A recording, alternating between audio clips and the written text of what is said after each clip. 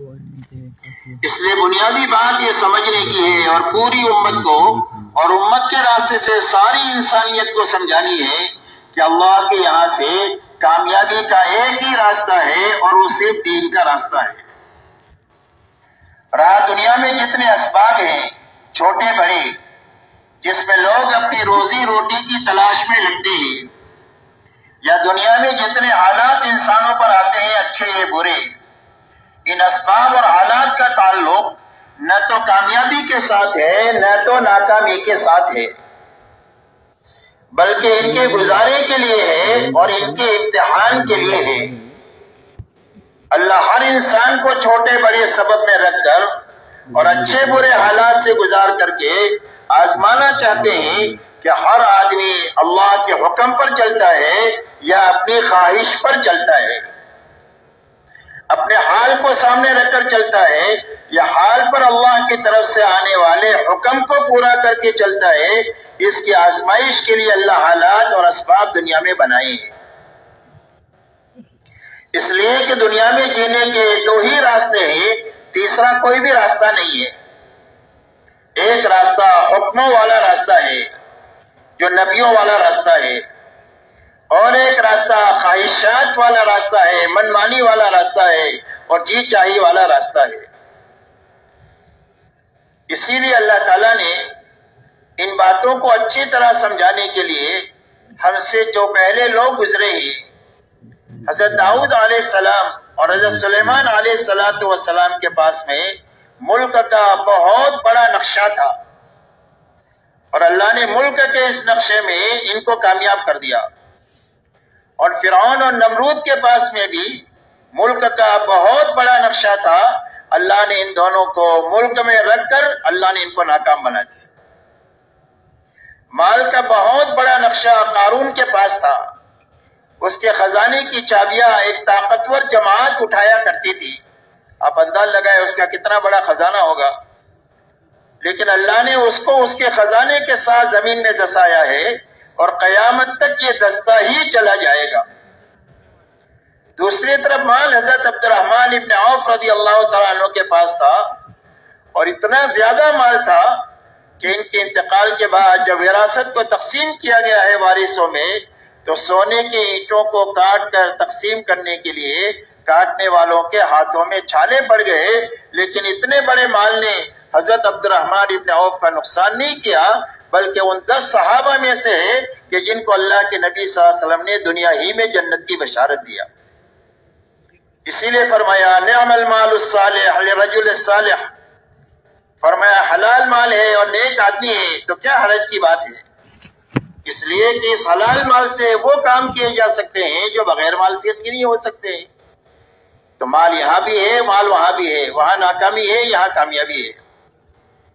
تجارت قوم شعیب کے پاس تھی، بڑی بڑی منڈی آئی، اللہ نے قوم شعیب کو تجارت میں اجاڑ دیا، اور تجارت مدینہ منورہ میں مکہ کے مہاجرین کے پاس بھی تھی، مہاجرین تجارت پیشہ تھی، اللہ نے ان کو تجارت میں چمکا دیا۔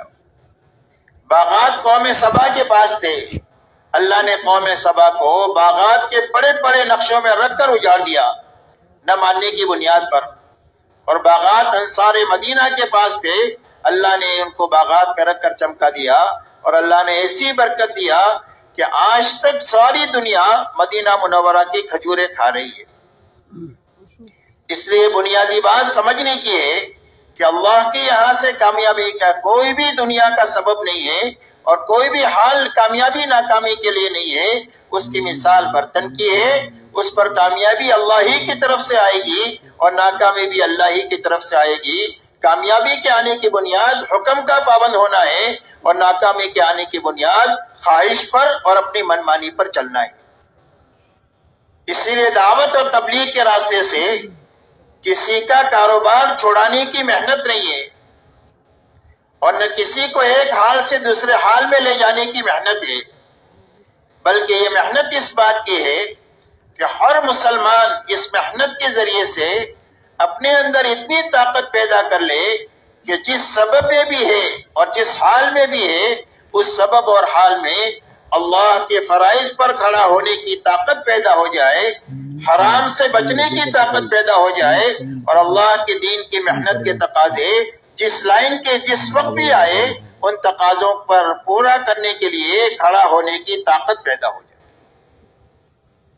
اس طاقت کے پیدا کرنے کے لیے دعوت اور تبلیغ کی محنت ہے، اس لیے کہ جس کام میں بھی آدمی اللہ کے فرائض کی ادائیگی کے ساتھ اور حرام سے بچتے ہوئے اور اللہ کے دین کی محنت کے تقاضوں کو پورا کرتے ہوئے چلے گا، اللہ تعالیٰ اس کے دین پر تو دیں گے ہی دیں گے، لیکن اس کے دنیا کے کام پر بھی اللہ اس کے بڑے بڑے انعامات دیں گے۔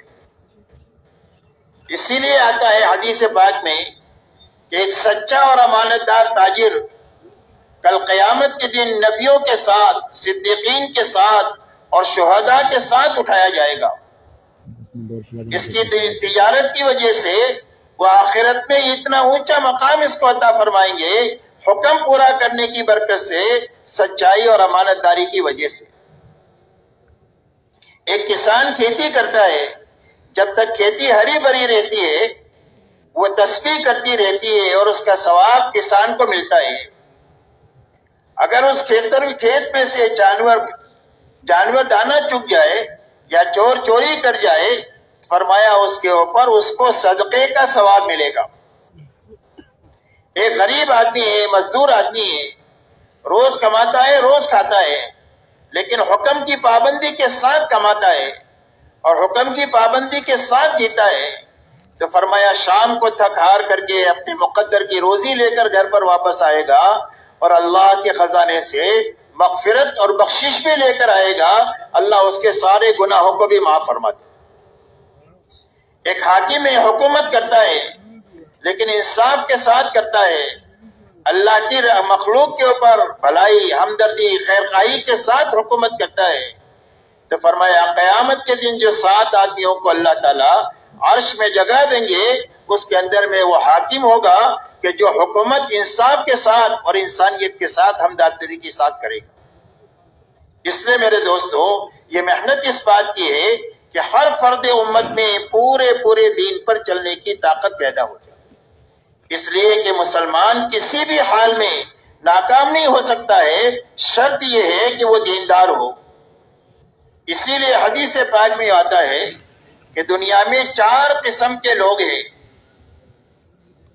ایک قسم تو وہ ہے کہ جس کے نصیب میں اللہ نے مال لکھا ہے اور وہ مالدار ہے، اس لیے کہ مال کا تعلق محنت سے نہیں ہے اور مال کا تعلق آدمی کی عقل سے بھی نہیں ہے کہ بہت عقل والا ہے اس کے لیے مالدار ہے، یا یہ بہت محنت کر رہا ہے اس کے لیے مالدار ہے، بلکہ مال کا تعلق اللہ کی تقسیم سے ہے، اور اللہ تعالیٰ تقسیم کے اندر میں علیم بھی ہے اور حکیم بھی ہے، تو اپنے علم اور حکمت سے کسی کو کم دیتے ہیں، کسی کو زیادہ دیتے ہیں، کسی کے لیے کم ہی مفید ہوتا ہے، اگر زیادہ مال آ جائے تو سرکش بن جائیے، اور کسی کے لیے زیادہ مناسب ہوتا ہے اگر اس کے ہاتھ سے مال نکل جائے تو کفر کے قریب چلا جائے۔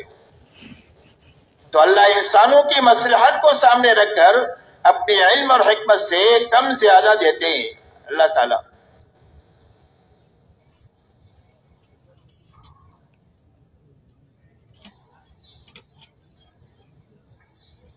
تو فرمایا ایک قسم وہ ہے کہ جس کے نصیب میں اللہ نے مال لکھا ہے اور اس نے اپنے مال سے اور اپنی جان کو لگا کر اللہ کے دین کو سیکھا اور اچھی طرح سمجھا،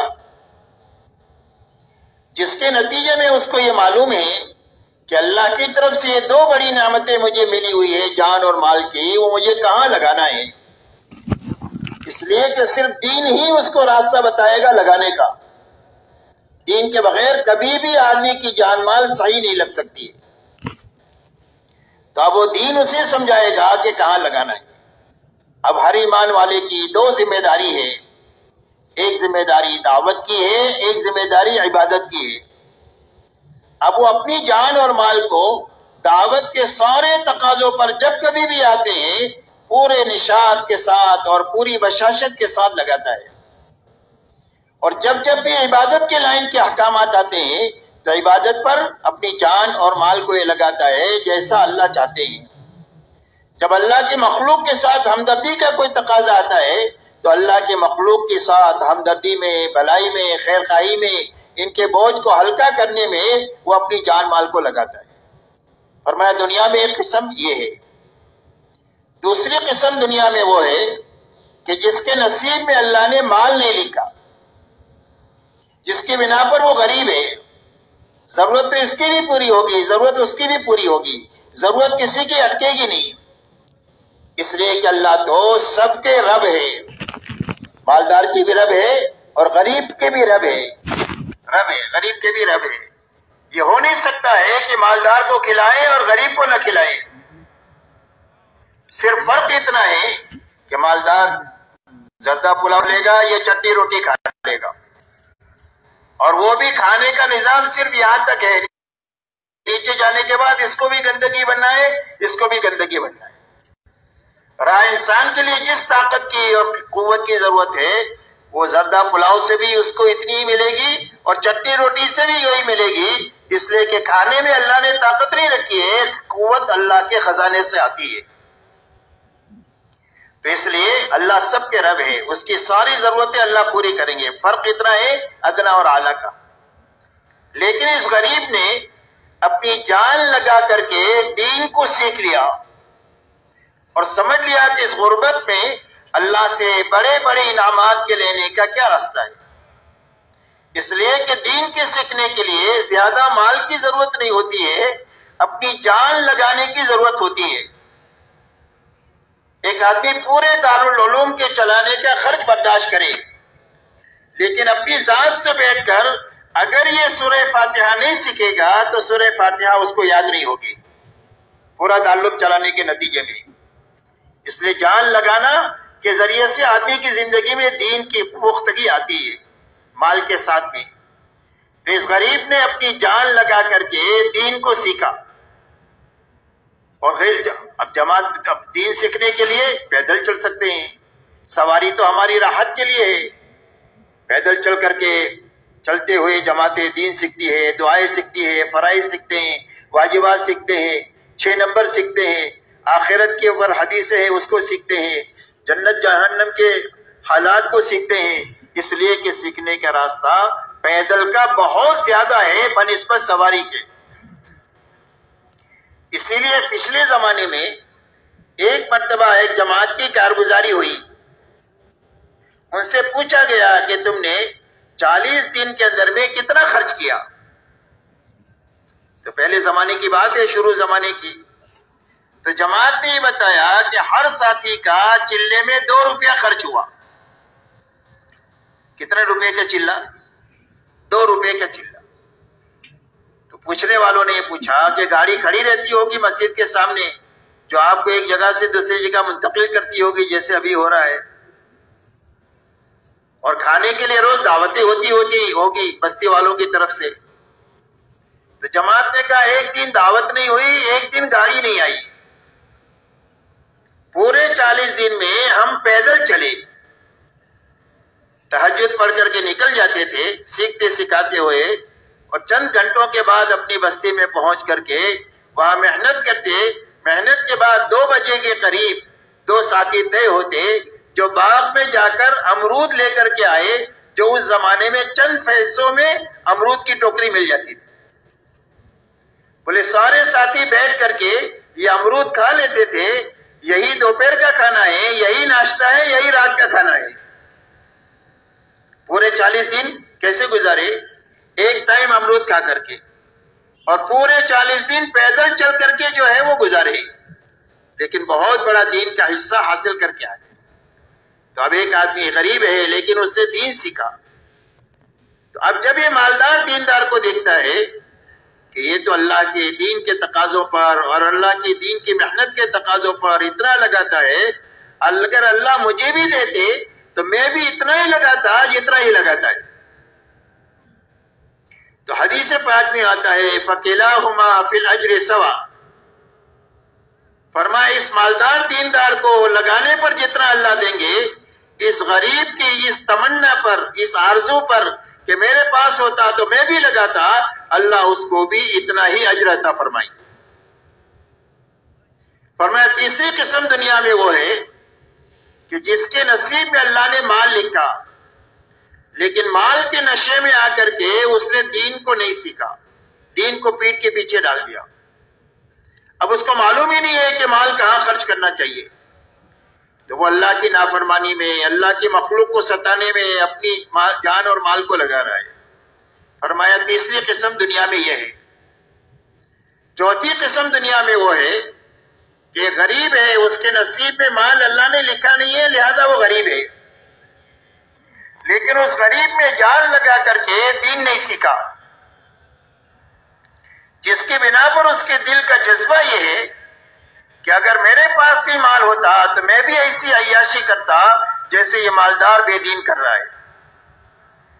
تو حضور پاک صلی اللہ علیہ وسلم ارشاد فرماتے ہیں فَكِلَاهُمَا فِي الْوِزْرِ سَوَاءٌ، فرمایا وبال کے اعتبار سے یہ دونوں برابر ہیں۔ جو پکڑ اور عذاب اس مالدار بے دین کا ہوگا، وہی غریب کا اس اندر کے دل کے جذبے کی وجہ سے اس کی بھی وہی پکڑ ہوگی۔ اس لیے میرے دوستو، بنیادی بات یہ ہے کہ اللہ کے یہاں سے کامیابی کا، چمکنے کا، پھلنے اور پھولنے کا ایک ہی راستہ ہے اور وہ دین کا ہے۔ دوسری بات میرے دوستو یہ سمجھنی ہے کہ دین پر اللہ کی طرف سے کامیابی اس وقت ملے گی جب زندگیوں میں دین پورا ہو۔ اگر زندگیوں میں دین ادھورا ہے تو دنیا میں نقد مصیبتیں آئے گی اور آخرت میں جزا اور سزا کا معاملہ ہوگا۔ یہ ضابطے کی بات ہے، باقی اللہ کسی کو معاف کر دے تو اللہ کو کوئی بھی پوچھنے والا نہیں ہے، لیکن ضابطے کی بات یہ ہے کہ دین کی کمی کی وجہ سے دنیا میں حالات آئیں گے۔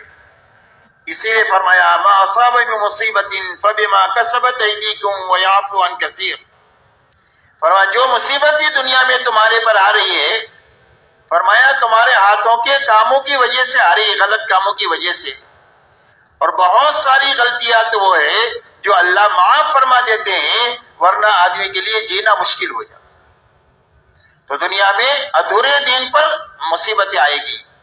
آج دنیا میں مصیبتوں کی بنیاد ملک و مال کی کمی نہیں ہے، بلکہ دین کی کمی کی وجہ سے یہ مسائل ہے، یہ حالات ہیں اور یہ پریشانیاں ہیں۔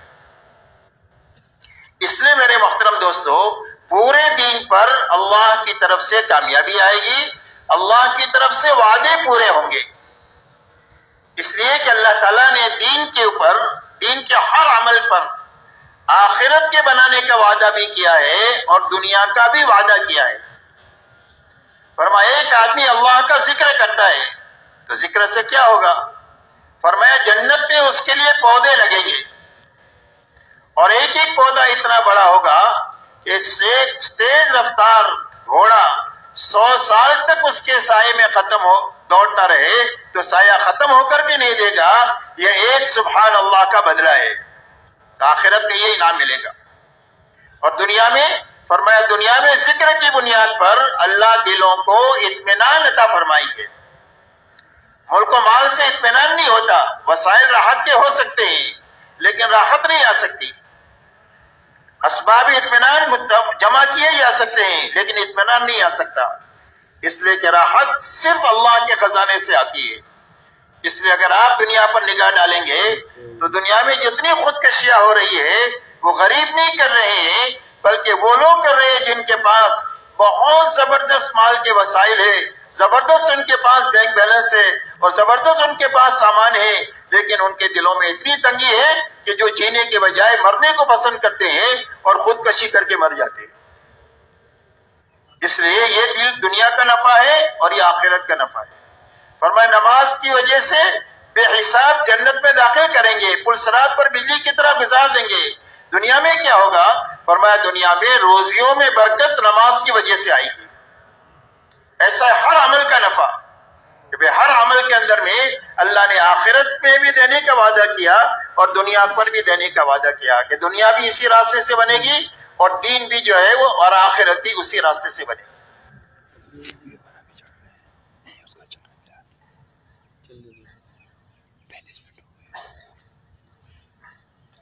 اس لیے سمجھنے اور امت کو سمجھانے کی بات ہے، اس بات کی محنت ہو رہی ہے کہ ہر فرد امت میں اتنی طاقت پیدا ہو جائے کہ اللہ کے ہر حکم پر چل جائے، اللہ کے ہر نافرمانی سے بچ جائے اور اللہ کے ہر دین کی محنت کے تقاضے پر کھڑا ہو جائے۔ اب پورا دین کے سمجھنے کا راستہ کیا ہے کہ پورا دین کیا ہے، اس کی نظیر اور مثال کہاں سے ملے گی؟ تو میرے محترم دوستو، اگر ہم یہ سمجھنا چاہتے ہیں کہ پورا دین کیا ہے تو اس کے لیے ایک ہی راستہ ہے کہ ہم حضور صلی اللہ علیہ وسلم اور صحابہ کی زندگی کو دیکھیں، اس لیے کہ قیامت تک کے لیے نمونہ اور حد کا معیار حضور پاک صلی اللہ علیہ وسلم کی ذات گرامی اور آپ کی حیات طیبہ اور صحابہ کرام کی جماعت ہے۔ اسی لیے فرمایا لقد کان لکم فی رسول اللہ اسوۃ حسنہ، تمہارے لیے حضور صلی اللہ علیہ وسلم کی زندگی میں بہترین نمونہ ہے۔ حضرت عبداللہ ابن مسعود رضی اللہ تعالیٰ عنہ فرماتے ہیں کہ جو کسی کی راہ چلنا چاہے وہ اصحاب محمد صلی اللہ علیہ وسلم کے پیچھے پیچھے چلے، اس لیے کہ یہ دلوں کے بہت پاک لوگ تھے، علم کے بہت گہرے تھے اور تکلفات سے بالکل پاک تھے۔ آپ سے پوچھا گیا حق کیا ہے؟ فرمایا ما انا علیہ و اصحابی، فرمایا قیامت تک حق وہ ہے جس پر میں ہوں اور میرے صحابہ ہیں۔ جب تک ہم حضور صلی اللہ علیہ وسلم اور صحابہ کی زندگی کو سامنے رکھ کر نہیں چلیں گے، جب تک ہماری دینی کمی کا ہم کو پتہ نہیں چلے گا۔ اس لیے کہ آج ہماری دیکھنے کا معیار یہ ہے کہ دنیا کے معاملے میں ہم اپنے سے اوپر والوں کو دیکھتے ہیں، 100 پتی 1000 پتی کو دیکھے، 1000 پتی لکھ پتی کو دیکھے، لکھ پتی کروڑ پتی کو دیکھے، کروڑ پتی ارب پتی کو دیکھے، ارب پتی خرب پتی کو دیکھے، خرب پتی ملک والے کو دیکھے کہ میرے پاس تو مال ہی ہے، میرے پاس تو کوئی پاور نہیں ہے۔ تو ہر آدمی اوپر دیکھتا ہے، اور دین کے معاملے میں ہر آدمی اپنے سے نیچے والے کو دیکھتا ہے۔ ایک آدمی 5 وقت کا نمازی ہے تو وہ 3 وقت والے کو دیکھتا ہے، الحمدللہ میں تو 5 وقت کا نمازی ہوں۔ بہت سارے مسلمان صرف 3 وقت کی پڑھتے، 3 وقت والے جمعہ والوں کو دیکھتے ہیں، ہم تو 3 وقت کے پڑھتے ہیں۔ کتنے مسلمان صرف جمعہ میں آتے ہیں، اور جمعہ والے ان کو دیکھتے ہیں جو جمعہ بھی نہیں پڑھتے، اور جو جمعہ نہیں پڑھتے، جمعہ بھی نہیں پڑھتے ہیں، وہ کہتے ہیں کہ بھئی ہم تو صرف نمازی تو نہیں پڑھتے، ہم کوئی شرابی کبابی ہے۔ کتنے مسلمان پتہ نہیں کیا کیا جرائم میں ہیں، ہم کو کیا سمجھاتے ہو، ان کو جا کر سمجھاؤ۔ اور ان سے اگر ملا جائے تو وہ کہتے ہیں کہ بھئی ہم نے تو کلمہ پڑھا ہے، جنت تو ہمارے لیے ہے، آپ تو بے ایمانوں کو جا کر کلمہ پڑھاؤ۔ تو ہر آدمی اپنے بارے میں مطمئن ہے، اور مطمئن ہونے کی وجہ یہ ہے کہ ہمیں اپنی دینی کمی کا احساس نہیں ہے۔ احساس اس لیے نہیں ہے کہ ہم نیچے دیکھتے ہیں، اوپر نہیں دیکھتے۔ حالانکہ حکم یہ ہے کہ دنیا کے معاملے میں اپنے سے نیچے والوں کو دیکھا جائے۔ جب دنیا کے معاملے میں سے اپنے سے نیچے والوں کو دیکھا جائے گا تو ہمارے اندر صبر اور شکر کی کیفیت پیدا ہوگی۔ اور اللہ تک پہنچنے کے یہ 2 راستے ہیں، ایک شکر کا ہے اور ایک صبر کا ہے۔ تو جب دنیا کے معاملے میں اپنے سے نیچے والوں کو دیکھیں گے اور دین کے معاملے میں اپنے سے اوپر والوں کو دیکھیں گے، یعنی حضور صلی اللہ علیہ وسلم اور صحابہ کو دیکھیں گے، تو اللہ تعالی ہمیں ایک تو دینی کمی کا احساس ہمارے اندر پیدا کریں گے، اور ایک صبر اور شکر کی کیفیت اللہ ہمارے اندر پیدا فرمائے، جو اللہ تک پہنچنے کا راستہ ہے۔ اس لیے میرے محترم دوستو، یہ حکم ہے کہ دنیا کے معاملے میں نیچے دیکھا جائے، دین کے معاملے میں اوپر دیکھا جائے۔ جو اس طریقے سے زندگی گزارے گا اس کا شمار شاکرین میں سے ہوگا اور اس کا شمار صابرین میں سے ہوگا۔ اگر یہ بات نہیں پیدا ہوئی اور ہم نے اوپر نہیں دیکھا، اپنے ماحول ہی سے دین کو سمجھنے کی کوشش کیا، تو میرے دوستو غلط فہمی کے ساتھ زندگی گزرے گی اور اسی پر موت آئے گی۔ آدمی سمجھے گا میں حق پر ہوں، حالانکہ باطل پر ہوگا، اس لیے کہ اپنے ماحول سے دین کو سمجھا ہی نہیں جا سکتا اور اپنی کمی کا پتہ چل ہی نہیں سکتا ہے، اور غلطی پر ہوگا اور اپنے آپ کو صحیح سمجھتا رہے گا، ہدایت پر سمجھتا رہے گا، اور اسی حالت میں اگر موت آ گئی تو پھر کل قیامت کے دن یہ خون کے آنسو روئے گا، لیکن اس کے آنسوؤں کا پوچھنے والا کوئی نہیں ہوگا۔ اس لیے دعوت اور تبلیغ کے راستے سے اس بات کی محنت ہے کہ ہر آدمی اپنے غلط ماحول سے نکل کر ایک پاکیزہ ماحول میں آئے، اور پاکیزہ ماحول میں آ کر اپنے چہرے کو حضور صلی اللہ علیہ وسلم اور صحابہ کے آئینے میں دیکھے، تاکہ پتہ چلے کہ میں کہاں ہوں اور مجھے کہاں ہونا چاہیے۔ اس لیے میرے دوستو،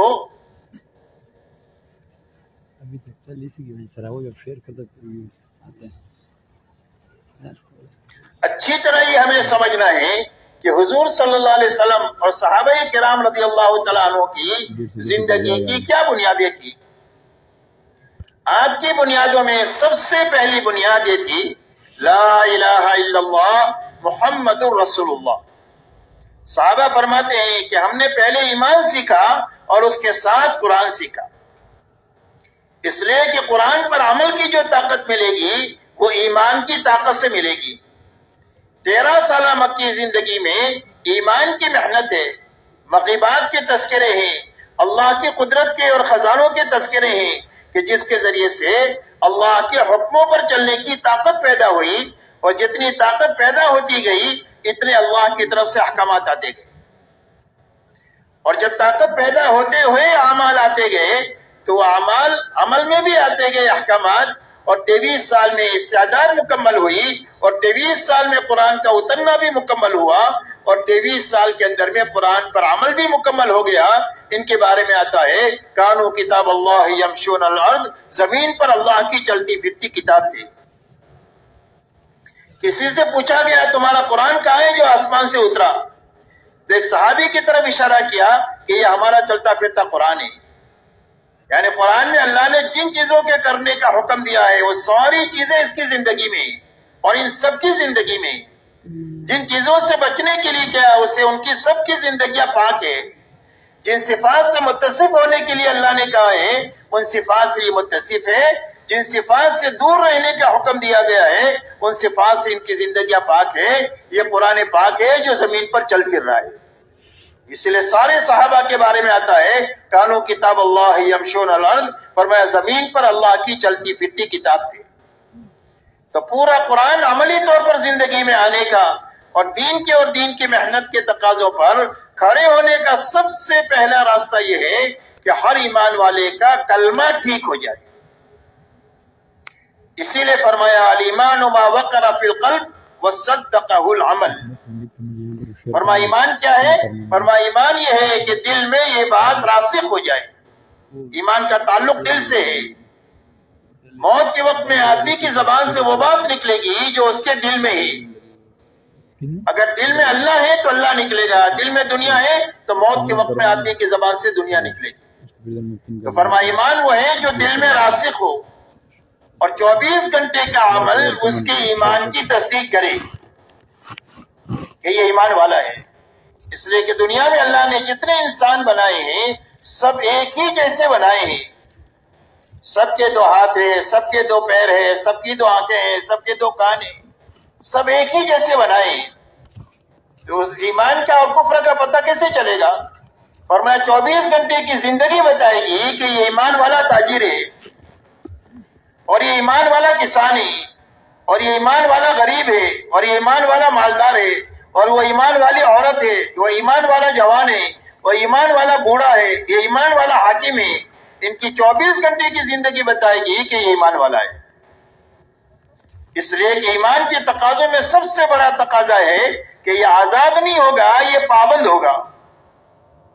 ایمان کے تقاضوں میں سب سے بڑا تقاضا کیا ہے کہ بھئی آزاد نہیں ہوگا بلکہ ہر قدم پر یہ پابند ہوگا اللہ کے حکم کا، نبی کے طریقے کا، اور اپنی نیت میں اللہ کو راضی کرنے کے جذبے کا یہ پابند ہوگا۔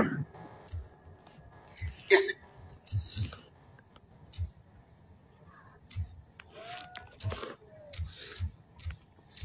لیے میرے دوستو سب سے پہلی بنیاد لا الہ الا اللہ محمد رسول اللہ ہے کہ سب سے پہلے ہر انسان کا یقین یہ بنے کہ میری زندگی کے بننے کا تعلق ملک و مال سے نہیں ہے، ڈگری اور عہدوں سے نہیں ہے، چیزوں اور سامانوں سے نہیں ہے، اس لیے کہ ساری دنیا میں جتنی چیزیں ہیں وہ سب مخلوق ہیں،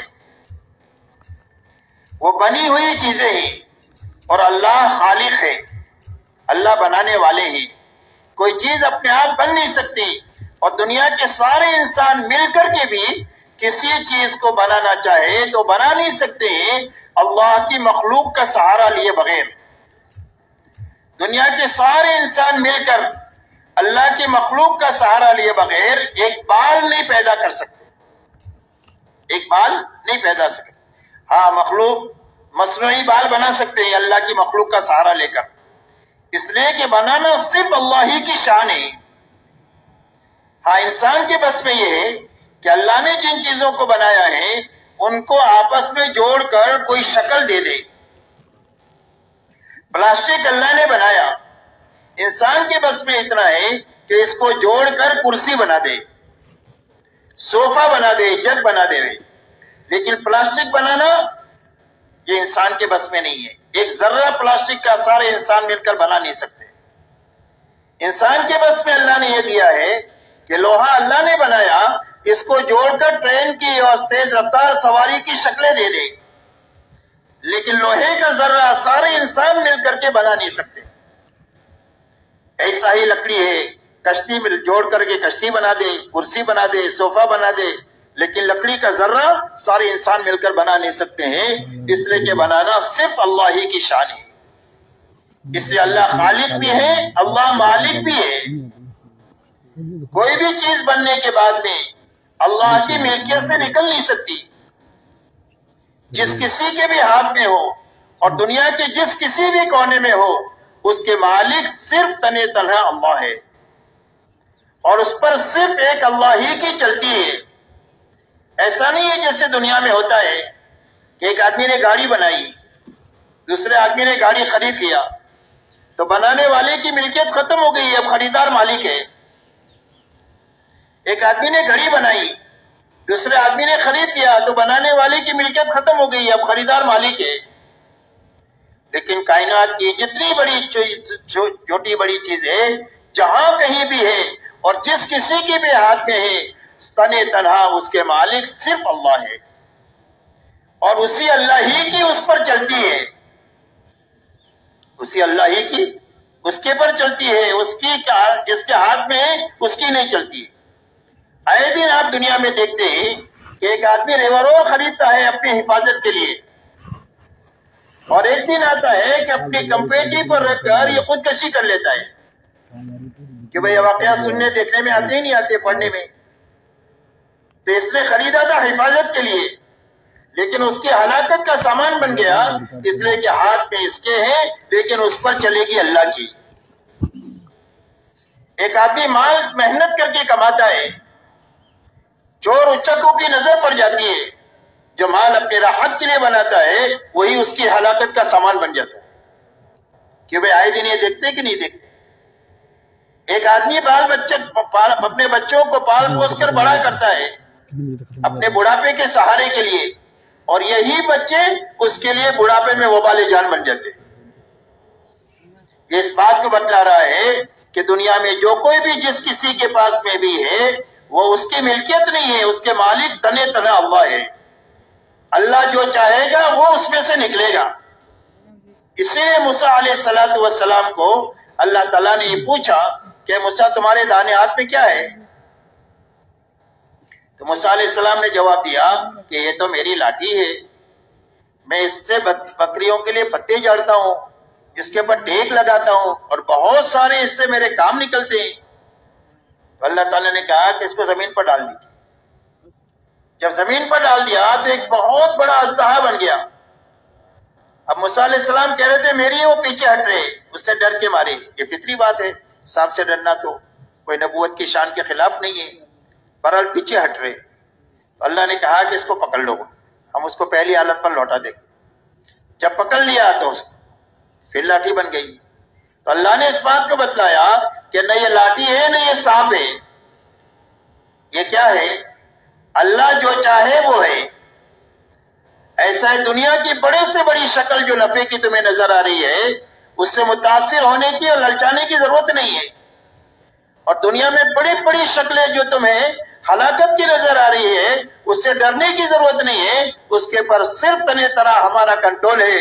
जब चाहेंगे हम इसमें से नफा निकालेंगे और जब चाहेंगे तुम्हारे हक में उसके लिए नुकसान निकालेंगे और जब चाहेंगे तुम्हारे लिए नफा निकालेंगे। मसला इन चीजों का तुम्हारे हाथ में होना नहीं है, बल्कि मसला यह है कि चीजों का मालिक तुम्हारे और हमारे साथ हो जाए। इसलिए सारी चीजें मखलूक है और अल्लाह खालिक है। और मखलूक के बारे में अल्लाह का फैसला है कि चाहे जर्रा हो या पहाड़ हो, चोटी हो या जिब्राइल अमीन हो, खतरा हो या समंदर हो, एक पैसा हो या लाखों और खरबों हो, ये सारा मखलूक है। और मखलूक के बारे में फैसला है ला यमलिकु नफ़अन वला दर्रन वला मौतन वला हयातन वला नुशूरा। फरमाया दुनिया की किसी चीज के हाथ में न किसी की जिंदगी का बनाना है और न किसी की जिंदगी का उजाड़ना है, न किसी को मारना है और न किसी को जिंदगी देना है और न किसी को मारकर जिंदा करना है। ये सब कुछ तने तनहा एक अल्लाह ही के हाथ में है। और अल्लाह जो कुछ भी करते हैं अपने कुदरत कामिला और काहिरा से करते हैं, वो किसी सबब के पाबंद नहीं है। इसीलिए आदम अलैहिस्सलाम को बगैर माँ बाप के पैदा फरमाया, हजरत ईसा अलैहिस्सलाम को बगैर बाप के पैदा फरमाया, हजरत सालेह अलैहिस्सलाम के लिए अल्लाह ताला ने पहाड़ की कोह में से एक गाबन उठने को निकाला, जिसने निकलने के बाद में फौरन बच्चा दिया। ये अल्लाह ताला अपनी कुदरत के मज़ाहिर दुनिया में बताते रहते हैं कि अल्लाह की शान वो है कि वो सबब की पाबंद नहीं है। इन्नमा अमरुहु इदा अराद शैयन अन यक़ूल लहु कुन फयकून। फरमाया अल्लाह का मामला ये है कि जब किसी चीज का इरादा फरमा ले कि हो जा तो चीज हो जाती।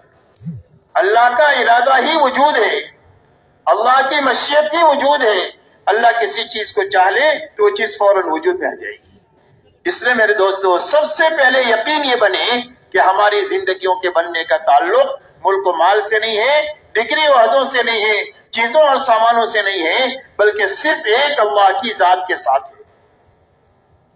अल्लाह ही जिंदगियों को बनाते हैं और अल्लाह ही जिंदगियों को उजाड़ते हैं। बनाने वाले भी अल्लाह है, उजाड़ने वाले भी अल्लाह है। आज तक जितनों की बनी है अल्लाह के बनाने से बनी है और आज तक जितनों की उजड़ी है अल्लाह के उजाड़ने से उजड़ी है। इसलिए हमारा और पूरी उम्मत का यकीन ये बने, सबसे पहले ये यकीन के बनाने की मेहनत है कि हमारी जिंदगियों के बनने का ताल्लुक एक अल्लाह की जात के साथ है। अल्लाह ही जिंदगियों को बनाएंगे, अल्लाह ही जिंदगियों को उजाड़ेंगे। अल्लाह के यहां से जिंदगी के बनाने का और उजाड़ने का अंधाधुंध निजाम नहीं है कि इसकी बना दिया इसकी उजाड़ दिया, बल्कि अल्लाह के यहां जिंदगी के बनाने का एक ही ज़ाब्ता है और वो सिर्फ मोहम्मदुर रसूलुल्लाह है। और जूता पहनने से लेकर नमाज तक और शादी ब्याह से लेकर हुकूमत करने तक अपनी जिंदगी के हर हरकत और सुकून में जो मोहम्मदी बनकर के जिएगा और मोहम्मदी बनकर के मरेगा, अल्लाह उसकी जिंदगी को बना देंगे। झोपड़े में है तो झोपड़े में बना देंगे और महल में है तो महल में बना देंगे, रायत है तो रायत की बना देंगे और हाकिम है तो हुकूमत की बना देंगे। शर्त यह है कि मोहम्मदी बनकर जिए और मोहम्मदी बनकर के मरे। इसलिए कि अल्लाह वाला बनने का शॉर्टकट रास्ता और मामून रास्ता, सारे खतरात से महफूज रास्ता ये सुन्नत वाला रास्ता है कि जो आदमी अपनी 24 घंटे की जिंदगी में हुजूर सल्लल्लाहु अलैहि वसल्लम के नक्शे कदम पर चलेगा और आपकी लाई हुई जिंदगी के मुताबिक जिंदगी गुजारेगा, अल्लाह उसकी जिंदगी को बना देंगे और अल्लाह इसको अल्लाह वाला बना देंगे। अल्लाह वाला बनने का रास्ता क्या है? मोहम्मदी बनना, ये अल्लाह वाला बनने का रास्ता है। इसीलिए अल्लाह फरमाते हैं कुल इन कुंतुम तुहिब्बुनल्लाह फत्तबिऊनी युहिब्बुकुमुल्लाह। ए हमारे नबी जी, आप हमारा शाही फरमान इंसानों को सुना दीजिए कि अगर तुम्हें अल्लाह से मोहब्बत का दावा है तो उसकी दलील ये है कि मेरे पीछे पीछे चलो। किसके पीछे पीछे चलो? हुजूर सल्लल्लाहु अलैहि वसल्लम के पीछे पीछे चलो। फरमाया जब मेरे पीछे पीछे चलोगे तो अल्लाह तुम्हें अपना महबूब बना देगा और जब तुम अल्लाह वाले बन जाओगे इत्तिबा के रास्ते से तो अल्लाह तुम्हारा हो जाएगा और जब अल्लाह तुम्हारा हो जाएगा तो पूरा आलम तुम्हारा है। अगर अल्लाह तुम्हारे हैं तो پورا عالم تمہارا ہے، عالم کی ہر چھوٹی بڑی چیز آپ کی تائید میں، آپ کی موافقت میں، آپ کے کام آنے میں، آپ کے نفع پہنچانے میں استعمال ہوگی، آپ کو تکلیف پہنچانے کے لیے وہ استعمال نہیں ہو سکتی۔ اور اگر کوئی آپ کو تکلیف پہنچانے کے در پہ ہو جائے تو اللہ فرماتے ہیں من عاد علی ولیا فقد آذنتہ بالحرب، جو میرے ولی کو ستائے میں اس کے ساتھ میں اعلان جنگ کرتا ہوں۔ اسی لیے کتابوں میں واقع آتا ہے کہ ایک اللہ والے جا رہے تھے، سامنے سے ایک آدمی اپنی عورت کے ساتھ آ رہا تھا، اللہ والوں کی پیر کی ٹھوکر سے مٹی اڑی، اس عورت کے کپڑے پر آ کر لگے تو اس کے یار کو غصہ آیا، اس نے اٹھا کر ایک تماچا مار دیا اللہ والوں، مارنے والا دھڑام سے گرا اور مر گیا، عورت نے شور مچایا مار دیا مار دیا مار دیا، لوگ جمع ہوئے بھی کیا ہوا کیا ہوا، تو کوئی بتانے والا نہیں کیا ہوا۔ اللہ والوں نے بتایا کہ بھائی ہوا کچھ بھی نہیں ہے، اس کے یار کو غصہ آیا اس نے مجھے مارا، اور ہمارے یار کو غصہ آیا اس نے اس کا کام تمام کر دیا۔ تو ہمارے یار کون ہے؟ اللہ ولی الذین آمنوا، اللہ ایمان والوں کے ولی ہے، دوست ہے، مددگار ہے، معاون ہے، کاموں کے بنانے والے ہیں۔ اللہ تعالیٰ ہر ایمان والا ولایت کے مقام تک پہنچ سکتا ہے، اور اس کے پہنچ جانے کا راستہ سنت کا اتباع ہے، کہ جو سنت والی زندگی اپنائے گا اللہ تعالیٰ ایک تو سب سے پہلے سنت کا اثر یہ ہوگا کہ نیک لوگوں کے دلوں میں اللہ اس کی محبت ڈال دیں گے، برے لوگوں کے دلوں میں اللہ اس کا رعب ڈال دیں گے۔ کوئی فاسق اور فاجر اور بے ایمان ان کے ساتھ ہاتھ ملا کر بات نہیں کر سکتا ہے، اللہ وہ رعب ان کے دلوں میں ڈال دیں گے، اللہ روزیوں میں برکت عطا فرمائیں گے، اور اللہ تعالیٰ دین میں پختگی عطا فرمائیں گے، مضبوطی عطا فرمائیں گے۔ دنیا کی کوئی طاقت بھی اس کو دین سے ہٹا نہیں سکتی ہے، اتنی طاقت اللہ سنت پر چلنے کی برکت سے اس کو عطا فرمائیں گے۔ اس لیے میرے دوستو، اللہ والا بننے کا راستہ محمدی بننا ہے، اور اللہ والے بن گئے تو پورا عالم ہمارا ہے، اور پورا عالم ہمارے کام میں لگے گا۔ آپ اندازہ لگائیں جب صحابہ کا ایمان بنا ہے، اور جب صحابہ کا ہدایت معیاری ہدایت بنی ہے، تو آپ دیکھو پورے عالم کو اللہ نے ان کے لیے مسخر کیا۔ حضرت عمر رضی اللہ تعالیٰ عنہ مدینہ منورہ میں ممبر پر بیٹھ کر کہہ رہے یا ساریہ الجبل، ساریہ ہزاروں میل دور کام کر رہے ہیں، اور ان کی جماعت کو پہاڑ کے پیچھے سے خطرہ ہے دشمن کا، تو حضرت عمر یہاں سے اللہ ان کو دکھا بھی رہا ہے، اور ان کی آواز کو حضرت ساریہ تک پہنچا بھی رہے ہیں، اور حضرت ساریہ متنبع ہو کر اپنی جماعت کو خطرے سے نکال بھی رہے۔ اللہ فرماتے ہیں کہ جب تم ہمارے ہو تو ہم تمہارے ہیں، اور ہم تمہارے ہیں تو پورے عالم کی ہر چیز تمہاری ہے، وہ تمہارے کام آئے گی۔ حضرت سعد ابن ابی وقاص رضی اللہ تعالیٰ عنہ 10,000 کی جماعت کے ساتھ سمندر پر ایسا چلے جیسا ہم خشکی پر چلتے ہیں، اور گھوڑوں کے خور بھی اس پر نہیں بھیگے۔ اللہ نے بتلایا کہ جب تم ہمارے ہو تو پورا عالم تمہارا ہے، اس لیے کہ عالم ہم نے بنایا ہے اور ایمان والوں کے لیے بنایا ہے، نافرمانی کے لیے عالم نہیں بنایا گیا، اللہ کی عبادت کے لیے زمین بنائی گئی ہے، اور عبادت کے وارث اور اس زمین کے وارث فرمایا وَلَقَدْ كَتَبْنَا فِي الزَّبُورِ مِن بَعْدِ الذِّكْرِ أَنَّ الْأَرْضَ يَرِثُهَا عِبَادِيَ الصَّالِحُونَ۔ فرمایا اللہ نے یہ طے کر لیا ہے کہ زمین کے وارث کون ہوں گے، فرمایا ہمارے نیک بندے زمین کے وارث ہوں گے، اور اس کے سیاہ اور سفید کا مالک ہوں گے، شرط یہ ہے کہ وہ محمدی بن کر جیے، محمدی بن کر کے مرے۔ اسی لیے مدینہ منورہ میں ایک مرتبہ آگ نکلی تو حضرت تمیم داری رضی اللہ تعالیٰ عنہ سے کہا گیا کہ جاؤ اس آگ کو جہاں سے نکلی ہے وہیں دفن کر کے آ جاؤ۔ تو جس طرح جانور کو ہکالتے ہیں ایسا آگ کو ایسا ہکالتے تھے، اور جہاں سے نکلی تھی وہاں پر اس کو جا کر کے پہنچا کر کے آ گئی۔ اور میں اللہ تعالیٰ نے جب تم ہمارے ہو تو ہم تمہارے ہیں، اور ہم تمہارے ہیں تو عالم تمہارا ہے۔ اس لیے میرے دوستو سب سے پہلی بنیاد دعوت اور تبلیغ کی محنت میں اس بنیاد کو زندہ کرنا ہے جو 100% صحابہ میں اعلیٰ درجے پر زندہ تھی، کہ جو ان کو فرائض پر کھڑا کیے ہوئی تھی، حرام سے بچائے ہوئی تھی، اور دین کے ہر تقاضے پر جب کبھی بھی آئے اس کے لیے ان کو کھڑا کرنے والی۔ اس لیے میرے دوستو سب سے پہلی محنت کلمہ بنانے کی محنت ہے۔ دوسری محنت میرے دوستو اس بات کی ہے کہ ہر فرد امت میں اللہ کی عبادت زندہ ہو جائے، اور ہماری عبادتوں میں حقیقت پیدا ہو جائے۔ اس لیے کہ اللہ کے خزانوں سے لینے کا راستہ اللہ کی عبادت ہے. ایاک نعبد و ایاک نستعین، اے اللہ تیری ہی عبادت کریں گے اور تجھ ہی سے مدد لیں گے. کہ اللہ سے مدد لینے کا راستہ کیا ہے؟ فرمایا یا ایھا الذین آمنوا استعینوا بالصبر والصلاۃ، فرمایا اے ایمان والو اللہ سے مدد طلب کرو نماز کے راستے سے اور صبر کے راستے سے. اسی لیے اللہ سے لینے کا راستہ جو ہے وہ عبادت کا ہے کہ ہماری عبادت میں حقیقت پیدا ہو جائے. عبادت میں جانی عبادت بھی ہے اور مالی عبادت بھی ہے. جانی عبادت میں نماز اور روزہ ہے. سب سے پہلی محنت نماز کے بنانے کی محنت ہے، اس لیے کہ آدمی کی 24 گھنٹے کی زندگی اسی وقت میں بنے گی جب نماز بنے گی. اسی لیے اللہ والے فرماتے ہیں کہ نماز کی مثال زندگی میں ایسی ہے جیسے گھر میں روشن دان اور کھڑکی ہوتی ہے کہ گھر کا دھواں باہر جو جائے گا وہ یہیں سے باہر جائے گا.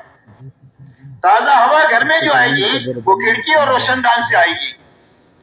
اور ایسا ہی زندگی میں سے رضائل جو نکلیں گے وہ نماز کے راستے سے نکلیں گے، اور زندگی میں خسائل اور شمائل زندگی میں جو آئیں گے اور صرف اچھی باتیں جو زندگی میں آئے گی وہ نماز کے راستے سے آئے گی.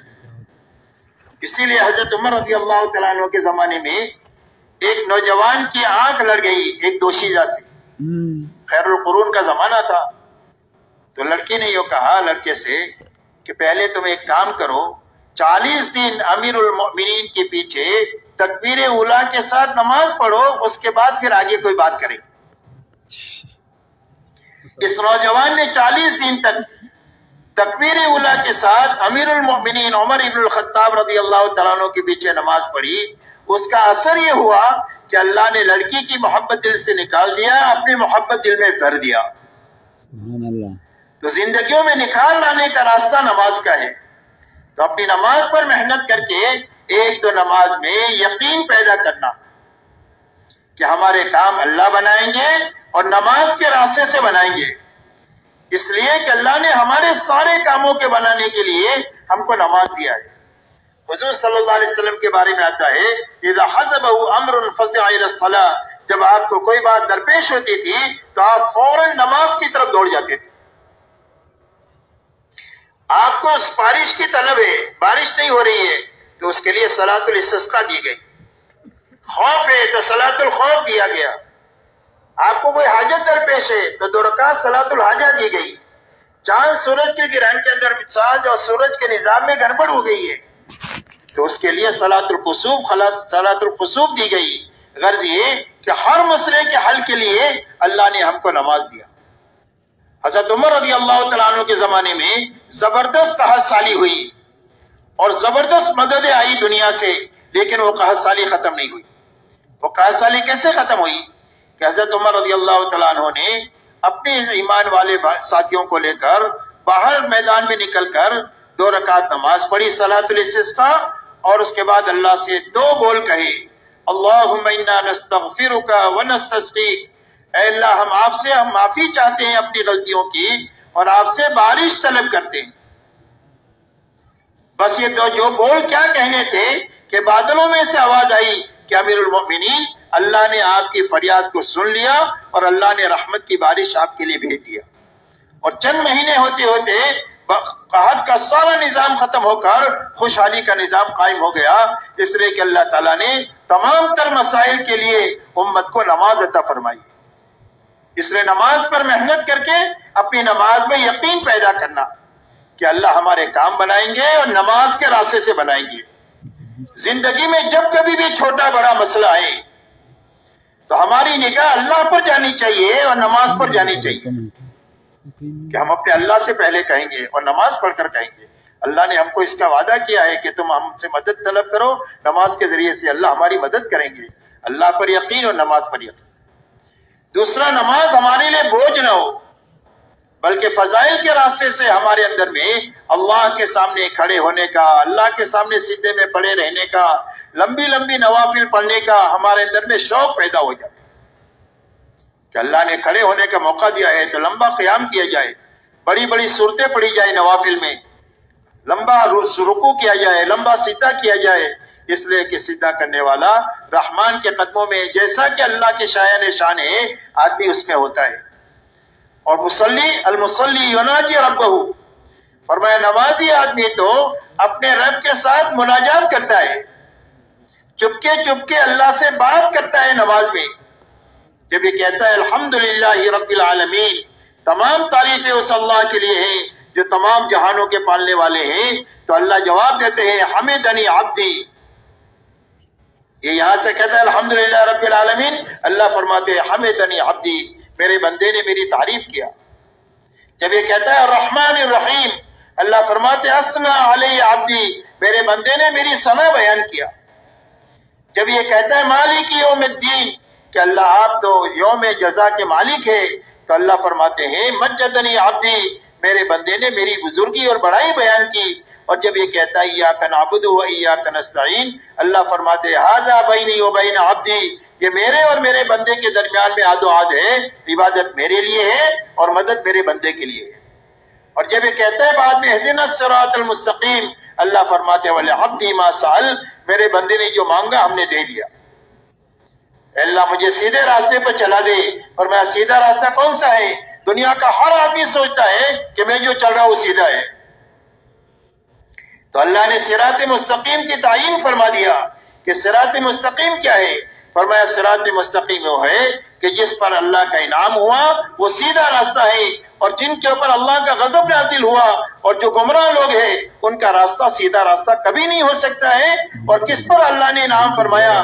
دوسری آیت میں فرمایا نبیین ہیں، صدیقین ہیں، شہداء ہیں اور صالحین ہیں. یہ چار جماعتیں وہ ہیں جس پر اللہ کا انعام ہوا ہے اور ان کا راستہ سیدھا راستہ ہے. اے اللہ مجھے اس کی توفیق دے. اللہ فرماتے وَلِعَبْدِي مَا سَأَلَ، میرے بندے نے جو مانگا ہم نے اس کو دے دیا. اس لیے میرے دوستو ایک تو نماز میں یقین پیدا ہو، دوسرا شوق پیدا ہو فضائل کے راستے سے، تیسرا نماز میں علم آئے، مسائل کا علم، سنن کا علم، تاکہ نماز ہماری علم کی روشنی میں ہو. کس چیز سے نماز ٹوٹ جاتی ہے؟ بعض مرتبہ آدمی کی نماز ٹوٹ جاتی ہے، پتہ بھی نہیں چلتا اس کو. اب ایسی بعض مرتبہ نماز ایسی پڑھتا ہے کہ اس کے سر کے اوپر جاتی ہی نہیں، زندگی میں نماز پڑھی اور اللہ کے مقبول نہیں ہوئی، تو میرے دوستوں کیا حاصل ہوگا؟ اس لیے اپنی نماز پر محنت کر کے اس کے اندر میں شوق پیدا کرنا، علم حاصل کرنا، علماء کے ذریعے سے مسائل کو سیکھنا، فضائل کی تعلیم کے ذریعے سے اس پر ملنے والے انعامات کو اتنا سننا کہ عمل کے وقت میں اس کا استحضار ہم کو حاصل ہو جائے. اسی کے ساتھ اللہ والا دھیان ہماری نماز میں آ جائے کہ میں اللہ کو دیکھ رہا ہوں اور اللہ مجھے دیکھ رہے. اگر یہ بات نہیں پیدا ہو تو یہ بات تو ضرور پیدا ہونی چاہیے کہ اللہ تو مجھے دیکھ ہی رہی، اور اللہ کو راضی کرنے کی نیت آ جائے. نماز میں ایمان آ جائے، احتساب آ جائے، علم آ جائے اور احسان آ جائے اور اخلاص آ جائے. یہ 5 چیزیں ہیں نماز میں. فرمایا یہ 5 چیزیں نماز میں آ جائے گی تو یہ نماز ایسی بن جائے گی کہ جو چاہے گا اگر اس کے لیے مصلحت ہوگی تو اللہ اس کو دنیا میں اس کے راستے سے دے دیں گے، اور اگر اس کی مصلحت دنیا میں نہیں ہوئی تو اللہ آخرت میں اس کا پورا بدلہ اس کو عطا فرمائے. اسی لیے کتابوں میں واقع آتا ہے کہ ایک صحابی سفر پر جا رہے تھے، ایک ڈاکو نے پکڑ لیا، کہا تم کو قتل کروں گا، تمہارا مال لوں گا. کہا میرا مال لے لے، مجھے مت قتل کر. کہ نہیں پہلے قتل کروں گا پھر مال لوں گا. کہا اچھا 2 رکعت نماز پڑھنے دی.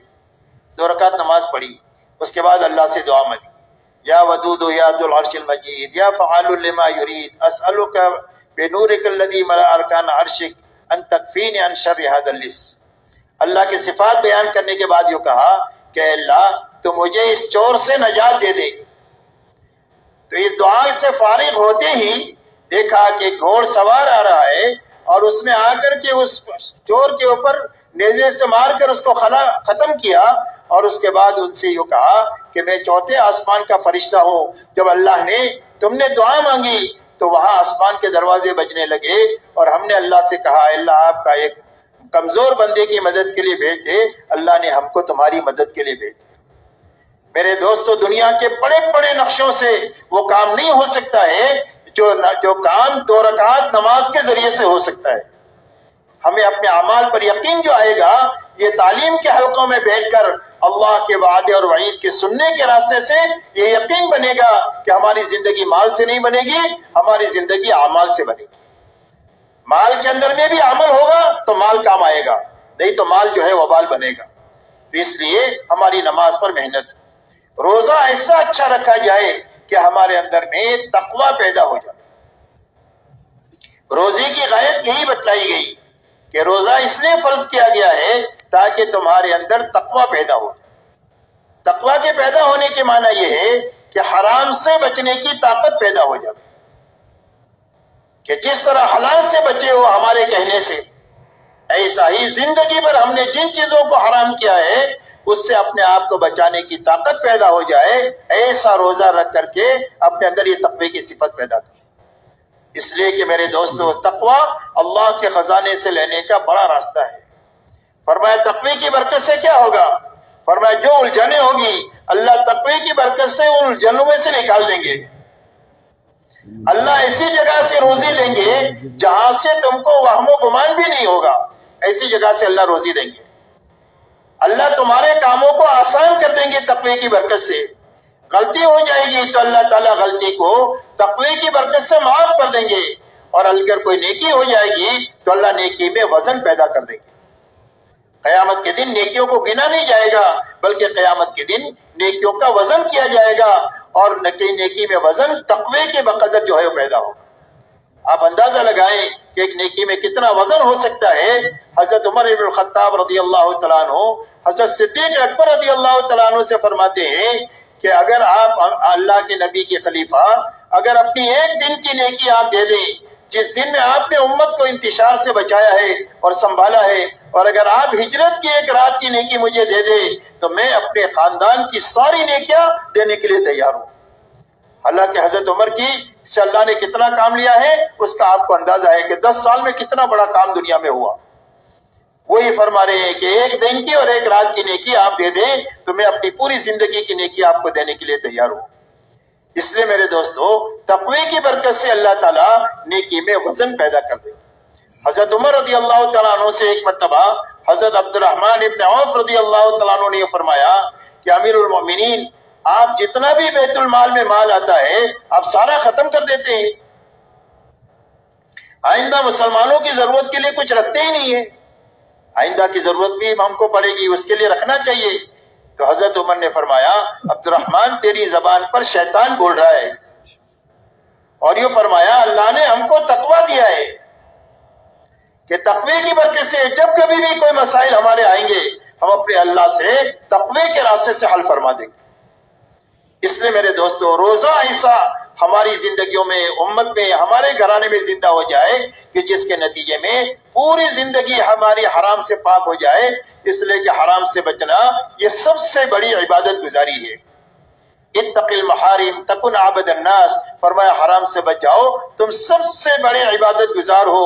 ایک آدمی 24 گھنٹہ نماز، تسبیح، قرآن نہیں پڑھ سکتا ہے، لیکن حرام سے بچ کر 24 گھنٹہ عبادت گزار رہ سکتا ہے۔ ایسا آسان بنا دیا اللہ نے 24 گھنٹہ عبادت گزار رہنا۔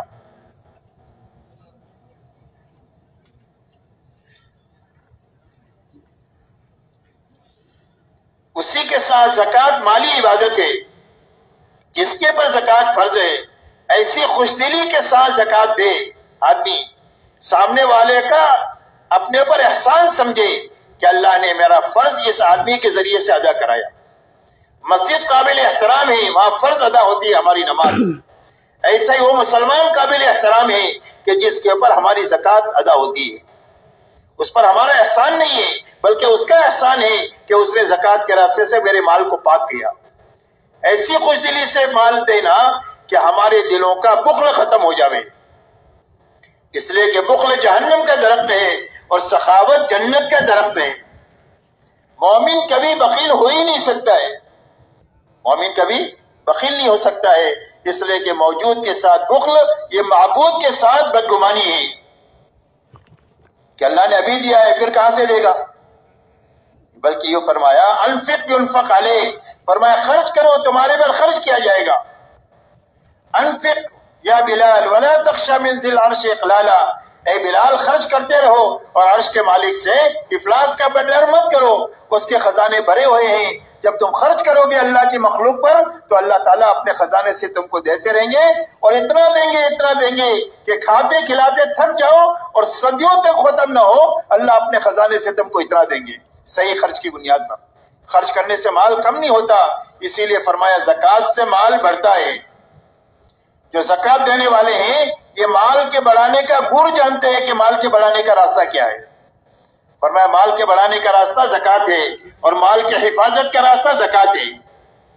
جب مال کی زکوٰۃ نکل جائے گی تو مال محفوظ ہو جائے گا، چور چوری نہیں کر سکتا۔